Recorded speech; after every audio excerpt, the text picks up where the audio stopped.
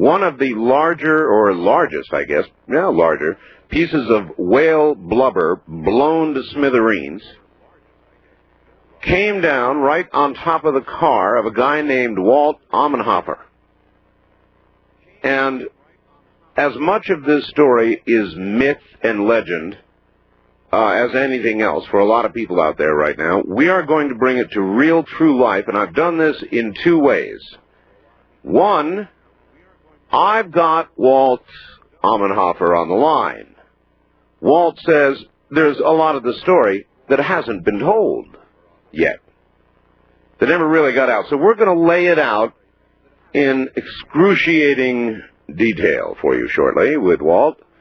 And then the second thing I did is, somebody once was kind enough to send me a pretty good video from Channel 2, KATU television in Portland.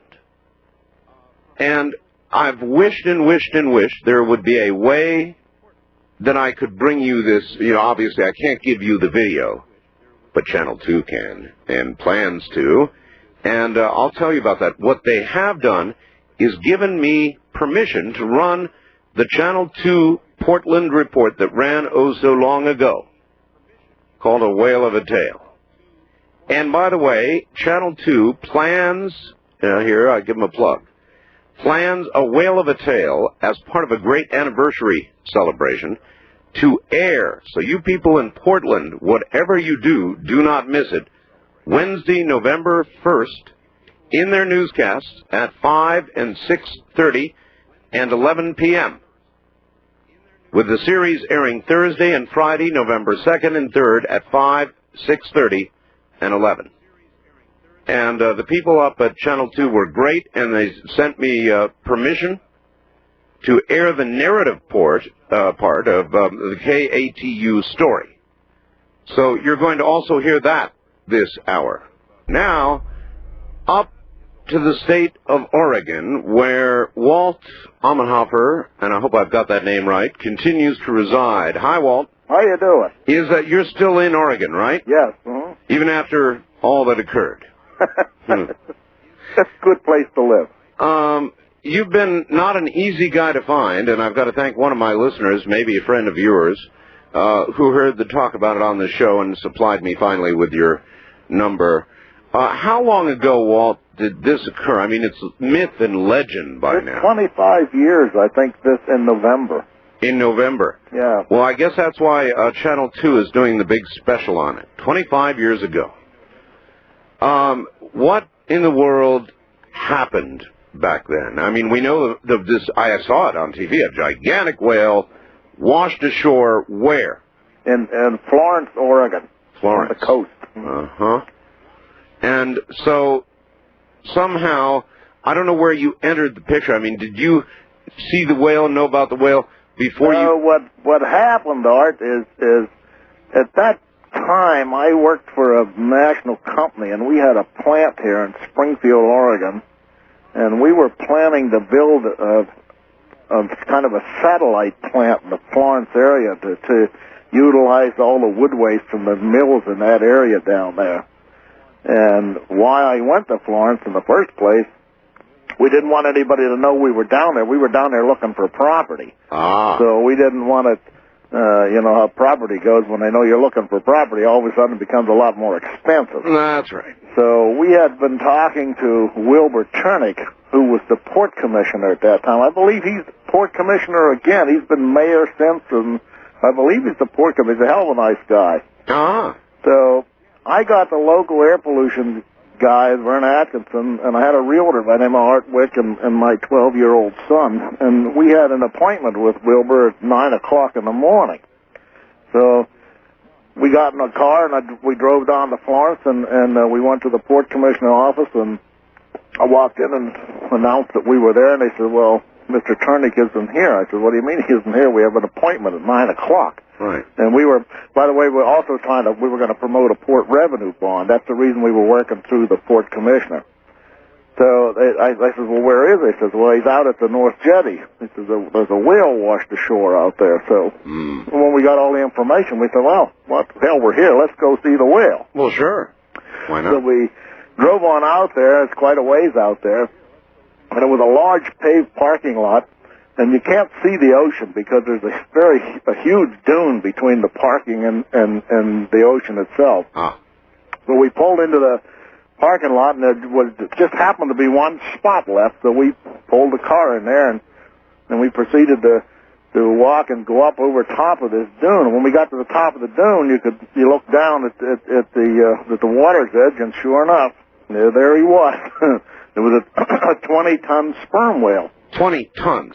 That's what they estimated. Oh, well, I'm sure it was every bit of that. It looked, I saw people standing next to it, and they were dwarfed. I mean, this was big. So we were able to, fortunately, get down. They were kind of keeping people back, but Vern Atkinson, the air pollution guy, knew Wilbur quite well, and we were able to go right down there to where the whale was. And the smell, you couldn't believe the smell of this thing. I don't know how long this thing was dead, but it came ashore, and it was just awful. It was on its way. It was pretty bad. And somebody the night before had taken a chainsaw and cut the lower jaw off to get the teeth. I understand the teeth are ivory.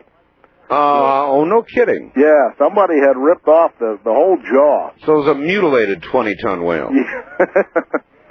So we kind of stood around there and chatted around there, and they had the people there from the highway department, and we were all kind of talking together, and, I said, well, what are you going to do? And this fellow that's from the highway department, he says, well, I'm going to blow it up. And I thought, well, okay, not a problem. So we stood there a while longer, and all of a sudden, this Caterpillar tractor come rumbling down across the sand with a huge bucket on the front of it. And in this bucket were 20 cases of 60% powder. Mm. So I seen that, and I said, boy, this is going to be big trouble. So I said to this guy, he says, what the hell are you going to do with 20 cases of dynamite? Yeah. He says, I'm going to blow it out to sea. And I thought, yeah, you're going to blow it out to sea. I says, where did you ever come up with this formula? And he says he talked to somebody, and they said, rule of thumb, case of dynamite per ton of whale. That's what he told me. Per ton of whale. Yeah, that was his formula. Now, I wonder if they might have derived that from actually per ton of rock that you want to displace. I have no idea. I mean, because how would you calculate a whale? He says, I'm going to dig on the inboard side of the whale and put the cases down. He said, I'm going to blow him out to sea. Well, the powder doesn't work that way. And I got into quite a... Well, you might say almost an argument about this. I said, you're crazy. You're going to kill somebody. I said, if you want to obliterate if you want to blow up a big rock with dynamite, you put a few sticks of dynamite on the top and put some sand on top, and you'll crack it. You never go underneath, especially with sand, because sand is so dense that all power you have is going to go straight up. Mm. Anyhow, Vern Atkinson and Wilbur said to me, come on, Omenhopper, he says, it's really none of your business anyhow. And I says, yeah. And he says, and the guy from the highway department, he says, anyhow, he says, I'm going to have everybody on top of them dunes up there. And I said, yeah. I'm just curious, Walt, how did you know so much? Or, I mean... I've had quite a bit of experience, even in the military, with explosives. Explosives, yeah. And so he says, I'm going to have everybody on top of those dunes up there. And I said, yeah, and I'm going to be the furthest SOB on the south end. And I really was. And Vern and Turnick went with me, and everybody went way down the south end of this thing. And they made kind of a big spectacle. They put the dynamite in there and run around with the reel of wire, and then they waved their hard hats for the all clear, and they signaled one another and what have you. And let me tell you, they touched that sucker off, and it looked like a nuclear explosion. When you see the tape, you'll know what I'm saying. I was reminded of a fuel-air explosion, or something short of, or near a nuclear explosion. It was unbelievable. Yeah, it was a huge mushroom cloud, and this thing was red and black and white, and just unbelievable. And the big pieces, of course, went on beyond the mushroom cloud. They kind of went way up higher, and all these people, you have to visualize 100 people or more standing on top of the dune, and of course the wind comes in from the ocean. The wind was absolute westerly. Yes, it does that. And all of a sudden everybody realized, oh God, here it comes. In other words, they were blown to such a high altitude that the wind began to grab them. This stuff started moving in, and people started screaming and running and smell. You'll never believe the smell. Well, you know, I understand, actually, before they began running, right after the explosion, everybody, for at least a few moments, rejoiced and clapped and yelled. Oh, it was fun. Yeah, it looked neat. It was like it was kind of a picnic affair. 4th of July times 10. Yeah, but here it comes, and I mean to tell you, and we were the furthest ones down, and it was starting to hit us already, and I was standing there, and I'm looking up, and I see one big piece, and it was just kind of floating around up there and flipping around up there. Way up there. And that sucker, it just came to an absolute stop. Yeah. And it straightened itself out, if you might say, and it came straight down. Just like a Roadrunner cartoon. It hit my car dead center. Your car, figures. And I just had bought this, 98 old. It was a gold 4-door Regency. Oh, no. And the people I bought it from was Dunham's Oldsmobile in Eugene here, and their slogan, by the way, is a whale of a deal. Ha! Ha! Ha! That thing, and it hit my car with such force that it exploded. There wasn't a piece of glass bigger than the 1/4 of an inch. Oh, my God. And it pushed the roof so hard down to the flat part of the seat that you sit in. And just kind of bent the car. I don't know what this piece weighed, probably 400 or 500 pounds. I saw the photo of your car, Walt, and I presume they declared it a total loss. Yeah. So, fortunately, nobody was... I mean, the reason this story is funny, Art, is because the car next to mine had some little children in it. Uh-huh. So the story is funny because nobody really got hurt at this point. It could have hit that other... The people were screaming and running, and I don't know how... all their clothes were ruined. You know, and there's no way to get this smell out of there. It even, I guess, you know, the camera crew, which could have stayed in place bravely like those under fire, decided valor was better. Everybody, yeah. And they just flat stopped taking pictures and took off. See, so I got down there. The people got to my car first, because we were the furthest ones down there. That's right. You had said you'd be the farthest away. The guy from everybody come up, this Jeep arrived with all these hard hat officials. Oh, my God, whose car is this? Well, it's mine, you SOB. Yeah. They said, well, come on to our office. I said, I'm not going to your office. I said, I'm going to call the governor. The governor, huh? I couldn't get a hold of the governor, but I got a hold of the guy that run the highway commission, and I started telling him the story, and he says, I got to stop. He says, you got to tell me. He says, did anybody get hurt? And I said, no. And he says, because I have to stop. He said, this is the funniest story I ever heard in my life. Well, is there any way that you know, other than what you told us about the decision-making of this? Somehow, I mean, you figure this gets turned over to the highway department, and, you know, the guys with the dynamite, they start chewing it over. They start chewing it over, trying to figure out how to get rid of this whale. And I just really would like to know how they came to the decision to blow it up. God, I don't have any idea how they came to that decision, but the tape that the San Francisco News Channel did, they interviewed quite a few people on the tape, and they said the written report that this fellow wrote said everything went according to plan. And then and then they said, what happens when you're in a bureaucracy when everything goes according to a plan? They said 6 months later he got promoted. He got promoted. You know, there's a sort of a thread. You say that was 25 years ago, huh? Yeah. It still seems to work that way today. It's worse than it's ever been. You know, right after this happened, maybe a year after, I got a call from Sports Illustrated. Really? I was living in Louisville then. And they want to know, you know, if I had any objections to them doing this story on this whale. And I said, I have no objections at all. So the fellow, he worked on it. I still have a copy of it somewhere. And he called me. It was midnight in Louisville. And he called me from Eugene, and he said he had just come back from Florence or wherever this George lived. And he says, I just have to tell you what he said. And I said, what did he say? He says, well, as typical bureaucrat, he says, I didn't use enough powder. He said, if I had used more dynamite, there wouldn't have been any big teeth.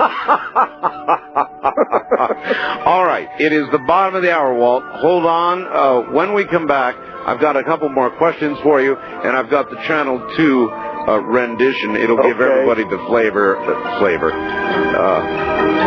We'll be right back. This, all those many years ago, was the actual KATU, Channel 2 News report, the whale of a tale, the exploding whale story that many people have thought, in fact, I recall now the panel thought was absolutely a whale of a tale, but a total lie. Well, guess what? It wasn't a total lie, and here's Channel 2's report from way back then. It had to be said, the Oregon State Highway Division not only had a whale of a problem on its hands, it had a stinking whale of a problem. What to do with one 45-foot, 8-ton whale dead on arrival on the beach near Florence. It had been so long since a whale had washed up in Lane County, nobody could remember how to get rid of one. In selecting its battle plan, the Highway Division decided the carcass couldn't be buried because it might soon be uncovered.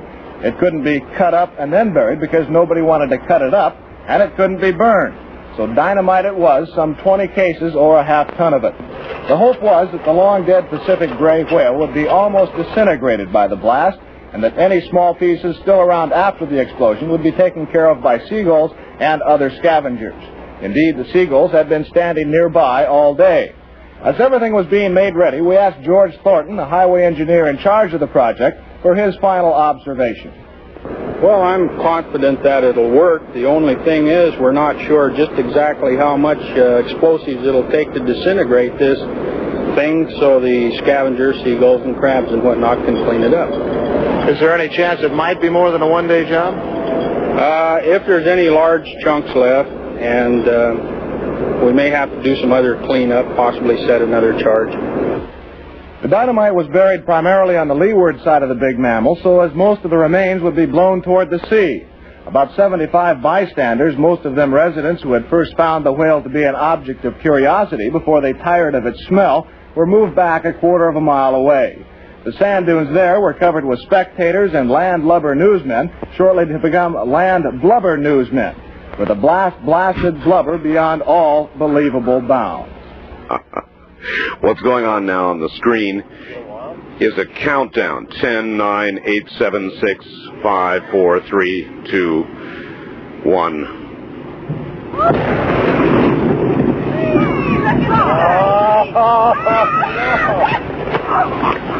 All right, Fred, you can take your hands out of your ears. Here comes pieces of... Our camera stopped rolling immediately after the blast. The humor of the entire situation suddenly gave way to a run for survival as huge chunks of whale blubber fell everywhere. Pieces of meat passed high over our heads while others were falling at our feet.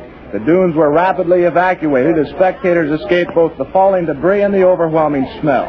A parked car over a quarter of a mile from the blast site was the target of one large chunk. The passenger compartment literally smashed. Fortunately, no human was hit as badly as the car. However, everyone on the scene was covered with small particles of dead whale. As for the success of the effort, well, the seagulls who were supposed to clean things up were nowhere in sight, either scared away by the explosion or kept away by the smell. That didn't really matter. The remaining chunks were of such a size that no respectable seagull would attempt to tackle anyway. As darkness began to set in, the highway crews were back on the beach burying the remains, including a large piece of the carcass which never left the blast site. It might be concluded that should a whale ever wash ashore in Lane County again, those in charge will not only remember what to do, they'll certainly remember what not to do. So, that was the report. Walt, I just want to give them one more little plug here, and then it's back to you. Look, this report has only, at one other time in all its 25-year history, been released to anybody to run, and that was to, I think, KGO in San Francisco that did a piece on it. And so I feel very honored that KATU allowed us to run it. They're very nice people up there in Portland.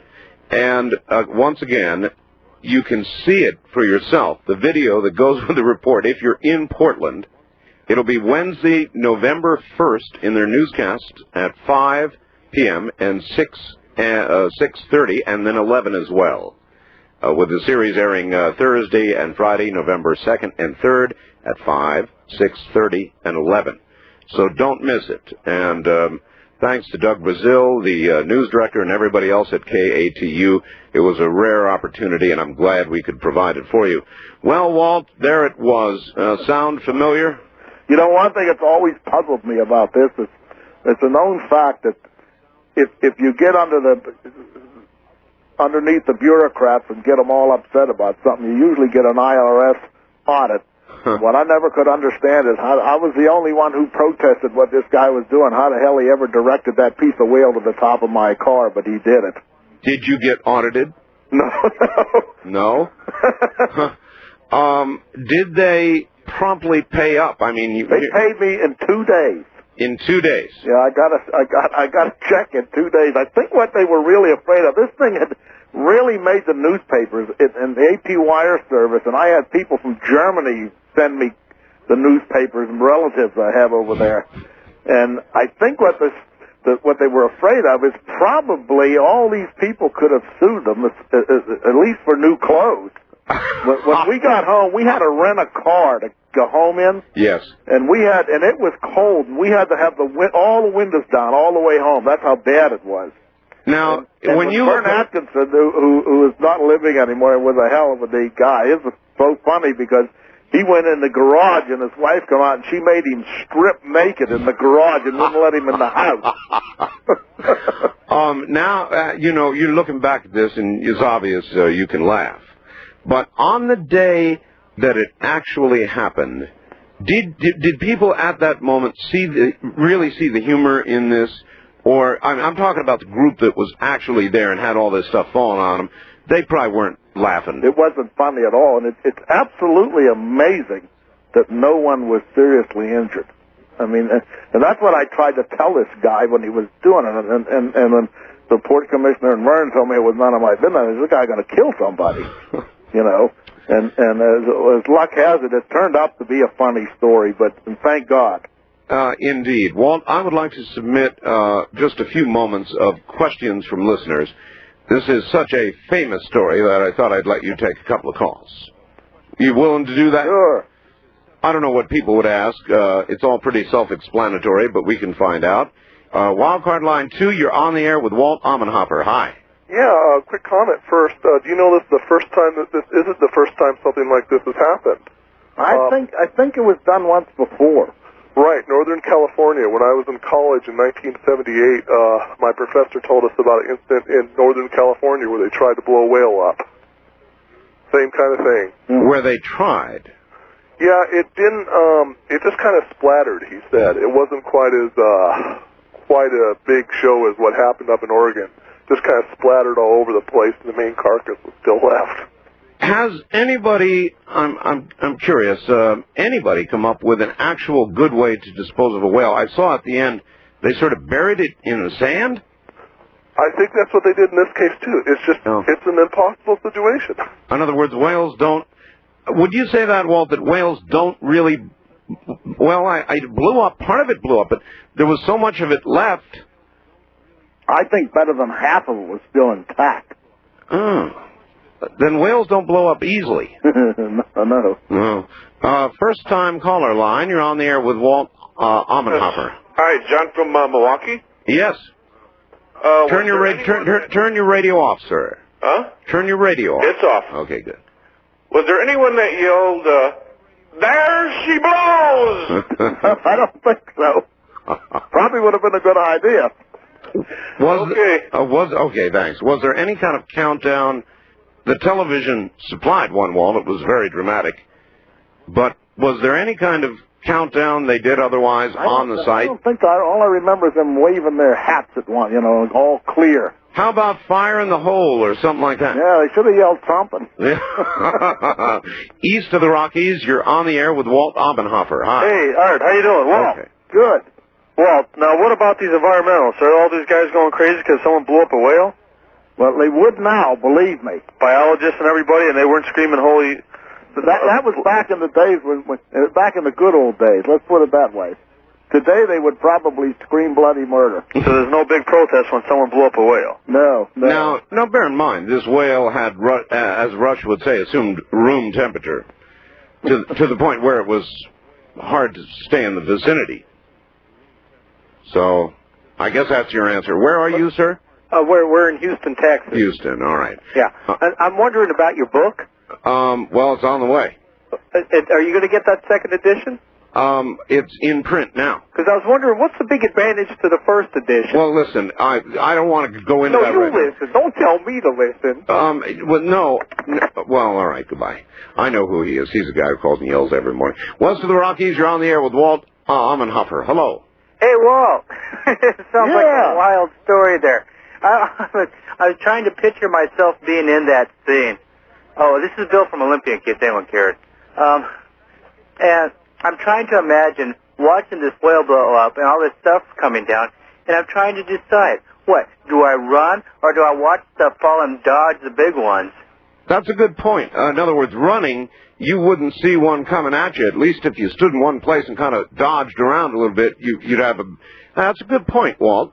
Yeah, that's what I kind of did. I stood there. In fact, I watched the big piece that hit my car, figuring, and I don't know if a person would ever dodge it or not if it really come at you. That stuff's moving pretty fast. Well, that's what I was kind of trying to figure out. It's like, dodge or run, which one would work?